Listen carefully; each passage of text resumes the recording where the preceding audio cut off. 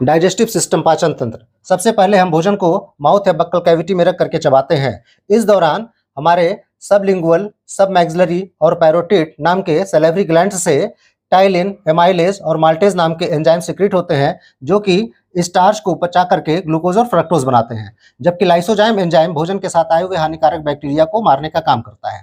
Buccal cavity से oesophagus के माध्यम से भोजन स्टोमक में पहुंचता है, जहां पर गैस्ट्रिक ग्लैंड्स की ऑक्जेंटिक सेल्स हाइड्रोक्लोरिक एसिड का सिक्रेशन करते हैं, जिसका पीएच 3.7 होता है, अर्थात यह स्टोमक में माध्यम को अम्लीय बना देता है।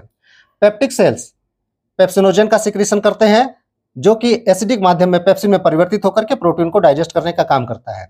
बच्चों में एक और एंजाइम सिक्रीट होता है जिसका नाम है रेनिन, जो कि दूध में घुलित कैसिनोजेन प्रोटीन को ठोस कैल्शियम पैराकैसिनेट में बदल देता है। रेनिन नाम का एंजाइम बच्चों में ही पाया जाता है, बड़ों में नहीं पाया जाता है।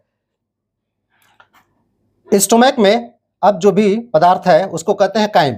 यह काइम आगे स्मॉल इंटेस्टाइन में पहुंचता है। स्मॉल इंटेस्टाइन के ड्यूडेनम पार्ट में गाल ब्लैडर से बाइल जूस आकर के मिलता है। बाइल जूस का पीएच होता है 7.6, अर्थात बेसिक होता है, जो कि स्टोमक के साथ आए हुए हाइड्रोक्लोरिक एसिड को न्यूट्रल करके माध्यम को क्षारीय बना देता है। और पैंक्रियास से पैंक्रियाटिक जूस आकर के ड्यूडेनम में मिलता है। पैंक्रियाटिक जूस में ट्रिप्सिन, एमाइलेज और लाइपेज नाम के एंजाइम होते हैं। ट्रिप्सिन प्रोटीन को डाइजेस्ट करके एमिनो एसिड बनाता है, एमाइलेज स्टार्च को डाइजेस्ट करता है और लाइपेज फैट को डाइजेस्ट करके फैटी एसिड और ग्लिसरॉल बनाता है।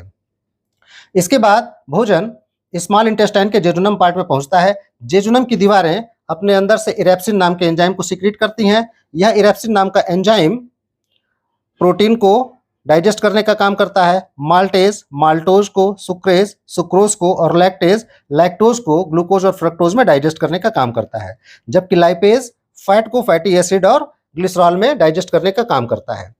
जेजुनम के बाद भोजन पहुंचता है इलियम में। इसमें उंगली की नुमा उभार होती है जिसको कहते हैं विल्ली। यह डाइजेस्टेड भोज्य पदार्थों को आसानी से एब्जॉर्ब करके ब्लड में पहुंचा देते हैं और ब्लड डाइजेस्टेड भोज्य पदार्थ को पूरे शरीर में फैलाने का काम करता है।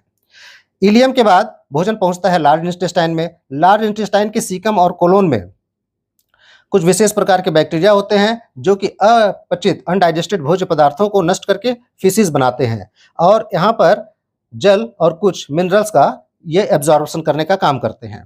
इसके बाद से अनडाइजेस्टेड भोज्य पहुंचता है रेक्टम में, और जब रेक्टम भर जाता है तब एनस के रास्ते वो हमारे शरीर से बाहर निकल जाते हैं। सीकम से सटा हुआ एक ट्यूब लाइक स्ट्रक्चर होता है जिसको वर्मीफॉर्म अपेंडिक्स कहते हैं। वर्मीफॉर्म अपेंडिक्स में कुछ बैक्टीरिया होते हैं जो कि घास के सेलुलोज को डाइजेस्ट करने का काम करते हैं। घास खाने वाले जो भी